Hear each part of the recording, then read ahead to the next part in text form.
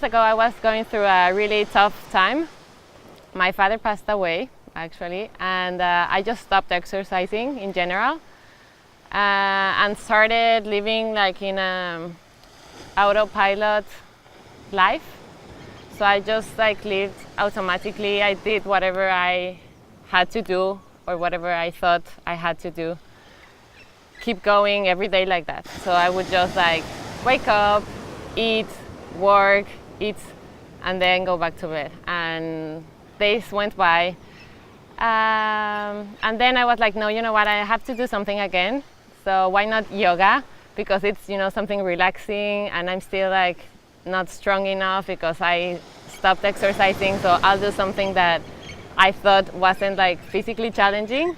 So I just went to a studio next to my house, and that's how I started. And after the first class, I was like, oh my God, what was this? I wasn't sure if I liked it or not, but I knew I had to go back.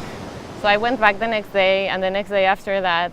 And since then, I've been practicing for every day, no exception.